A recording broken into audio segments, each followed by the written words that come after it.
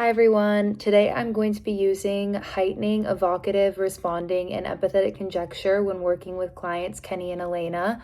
I use these techniques to help reveal their communication patterns as well as build rapport and validate their individual emotional experiences. Like I had to remove myself from the situation because it wasn't going anywhere. She wasn't listening to me and it was just too much. So you run away? Yeah. I mean, I knew what I tried to talk to you before. I tried to tell you stuff. So it wasn't working, so I just left. Yeah, and then I'm asking you where you're going and like who you're with, and you don't answer me that. Like you don't give me those answers. Like it's irritating. I'm just afraid you're gonna come follow me. Like I'm trying to leave the situation. I'm not gonna tell you where I'm going, and I'll come back home once things have calmed down. Elena, I'm wondering if the word irritating is really how you feel. I hear you using that word a lot, but I'm wondering if maybe this stems deeper to not being able to trust Kenny since Yes. what happened with the betrayal. Yes. I don't trust him. Hmm. You're right. I literally do not trust him. That happened like 3 months ago, though. See, that's the issue. That's the issue. When it actually happened, oh, I'm sorry. Let's move on from this. And now, as time permits, oh, it was a month ago. It was 2 months ago. Well, that's not like helping at all. Like, I still feel like you abandoned me and I don't trust you. And when you go out and with who even knows to God knows where, that obviously makes me not trust you more. I told you it would never happen again. And it's just like, you don't leave me alone. You keep berating me about this same issue again. You're not like finding any forgiveness from you. We can't move on. So I'm just like, what can I do at this point? I'm just gonna remove myself from the situation. I already told you it's not gonna happen again, and nothing happened when I was out. But like, I just need to go do that for myself because it's not going anywhere, and I can't listen to the constant bickering anymore. The constant like bickering me about this and that, and I'm over it. Well, because I was just gonna say he doesn't even feel bad for what he did. I want to acknowledge what both of you are saying, individually and as a couple. From you, I'm hearing the words mistrust, I don't trust him, and I feel abandoned. Mm-hmm. And then from you, Kenny, I'm feeling overwhelmed, needing to take a step back. From each of you, how do those things make you feel when you hear your partner saying that? Like right now, you guys aren't even really facing each other. You guys are kind of disconnected. It feels like we're not on the same page here, necessarily. Do I have to talk every single time? Why can't you start? Okay, Kenny, do you feel? She always starts. Kenny, do you feel comfortable starting with how it makes you feel, or when you hear her say the words abandoned or mistrust or I don't trust him?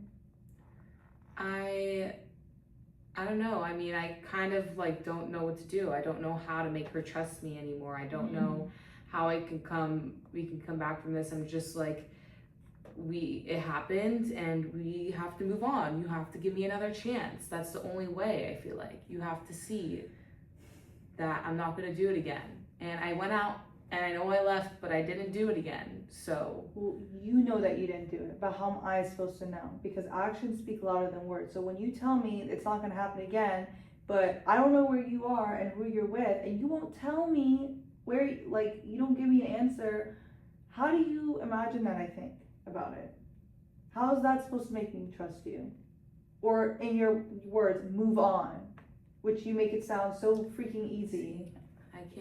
I'm hearing from you is that you feel like Kenny's maybe wanting to move through this a bit faster than you would like to.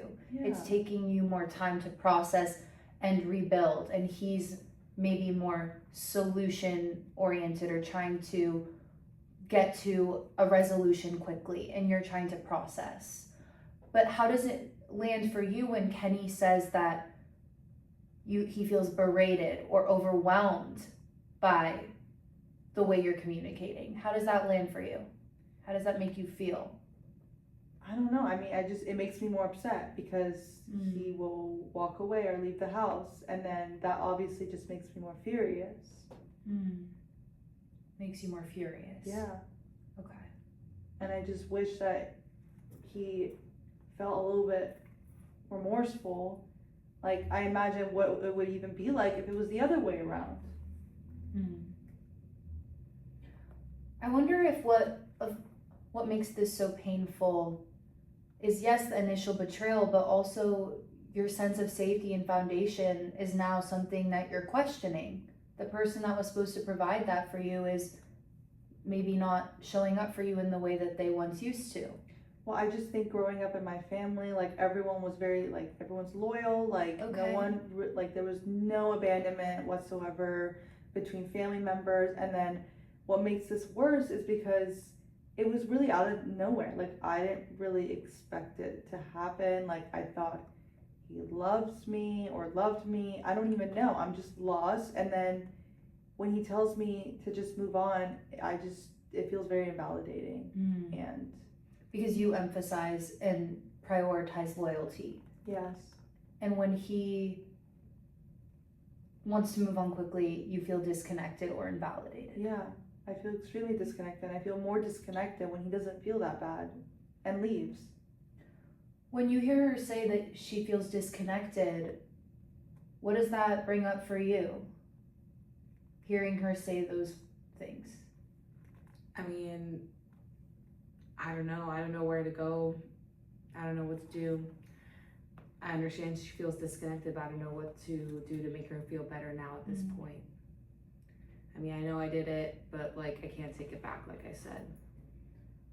You can't take it back. But do you want to make things better? Yeah.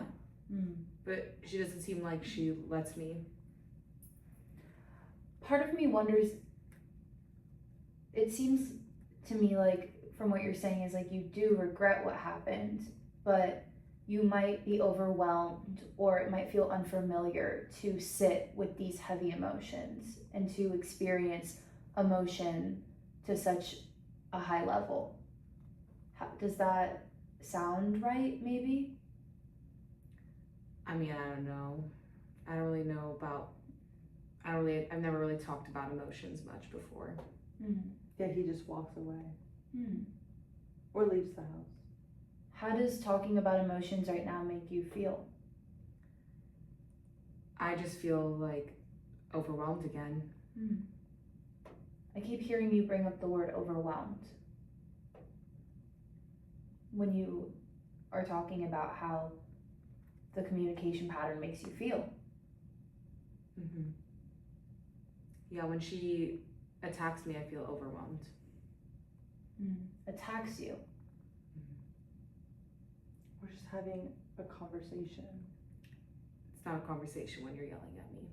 Because you're not listening, and then you start walking away. I can't do this. I'm gonna leave. Okay, where are you going? Nothing. Just leaves. And then wants to come back home acting like everything's okay. When it's not.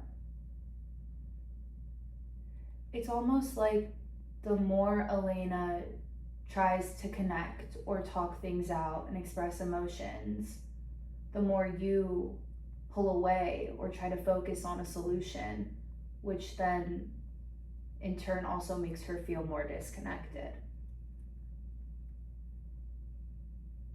So how do I, Yeah. like, how do I not make him, like, withdraw? Like, now it's my fault? Like, that. It's no one's fault. It's just a pattern that I'm hoping that you guys are able to recognize as we talk it through. Yeah. I mean, well, I don't know how to make him not, like, leave the house or just walk away or whatever. Well, you guys are taking the right steps. It's getting kind of quiet. How's everyone feeling after we just brought up that up? Because I know that's probably a lot to process. It was hard. I don't know, I'm feeling just a mixture of, like, sad and angry. Sad and angry. Yeah, it's hard to recognize the communication patterns sometimes, and it's a big step.